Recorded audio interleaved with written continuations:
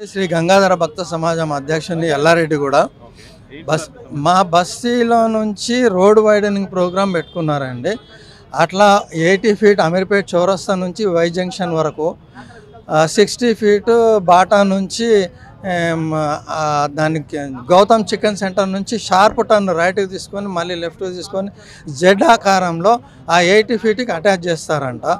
అక్కడ నుంచి 80 ఫీట్ చేస్తారంట. అది రీఅలైన్ చేసిండ్రండి వాళ్ళు. వాళ్ళ దగ్గర ఉన్న ఆర్డీపీలో నుంచి రీఅలైన్ చేసి మా బస్సుకి వచ్చి రోడ్ చేస్తామని నోటీసులు ఇస్తున్నారు. ఇప్పటి వరకు వచ్చి సర్వే ఎప్పుడు చేసిండ్రో, మెజర్ ఎప్పుడు చేసిండ్రో మాకు అవన్నీ ఏం తెలియదు. ఆల్ ఆఫ్ ఏ సడన్ నోటీసులు తీసుకొచ్చి దాంట్లోనే విత్ కన్సెంట్ లెటర్ కూడా ఉంది, దానిపైన సంతకాలు పెట్టించుకుంటున్నారు మా బస్సు వాసులతో. వాళ్ళకు తెలియకుండా వాళ్ళు సంతకాలు కూడా పెట్టినారు కొంతమంది. మేము అబ్జెక్షన్ చేసి అట్లా మీరు ఇస్తారని చెప్పి ఆపడం జరిగింది. కమిషనర్ గారిని కలవడం జరిగింది. ఆయనకు అన్నీ చెప్పినాము. నోటీస్ సంగతి ఆయనకు కూడా తెలియదు. నోటీస్ వచ్చిందని ఆయన కూడా షాక్ అయిపోయి మొత్తం దాని ఫోటో తీసుకొని వాళ్ళ ఆఫీసర్లకు పంపడం జరిగింది. వాళ్ళు they will take care, my officers will take care అని అష్యూరెన్స్ ఇచ్చిండు. అయినా సరే మేము ఇక్కడ నోడల్ ఆఫీసర్ గారికి సీఎం దృష్టికి తీసుకుపోవాలనే ఉద్దేశంతో ఈరోజు మేము ఇక్కడికి వచ్చి రిప్రజెంటేషన్ ఇవ్వడం జరిగింది. మాకు ఒక దగ్గర 300-400 మంది కుటుంబాలు రోడ్డు పైన పడతారు. అంత అవసరం లేదు మాకు. ఎందుకంటే ప్యారలల్ రోడ్లు, స్లిప్ రోడ్లు, కనెక్టింగ్ రోడ్లు చాలా ఉన్నాయి. National highway 150 feet road, 65 road number, national highway number 65 వెళ్తుంది. దాని నుంచి కూడా మాకు యాక్సెస్ రోడ్స్ ఉన్నాయి, ప్యారలల్ రోడ్స్ ఉన్నాయి. ఇప్పుడు మా బస్తీ రోడ్ పైన అంత ప్రెజర్ కూడా లేదు. కరెక్ట్ మీరు ఎంక్వైరీ చేసి వచ్చి మాకు న్యాయం చేయాలని మేము కోరుతున్నాం.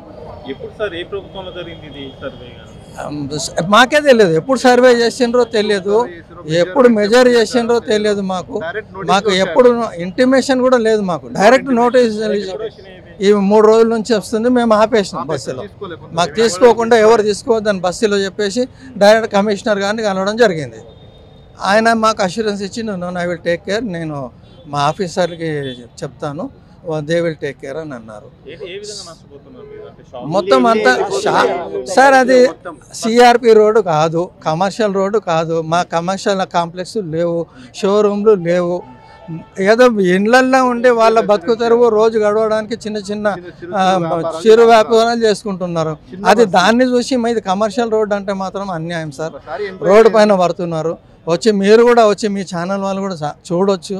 అమీర్పేట్ చౌరస్తా నుంచి ఎల్లారెడ్డి కూడా బస్తీ నుంచి వై జంక్షన్ యూసుఫ్గూడకి వెళ్తున్నది.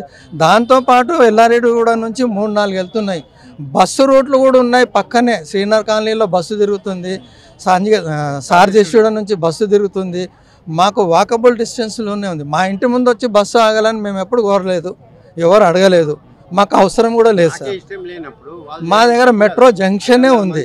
అసలు యాక్చువల్గా మాకు తెలిసిన విషయం ఏంటంటే మెట్రో కొరకు మా ఎల్లారెడ్డి కూడా రోడ్డును అలాట్ చేశారండి. మెట్రో వాళ్ళు సార్జేశ్వర రోడ్డు డెవలప్ చేసి దీన్ని హ్యాండ్ ఓవర్ చేశారు మున్సిపల్కు.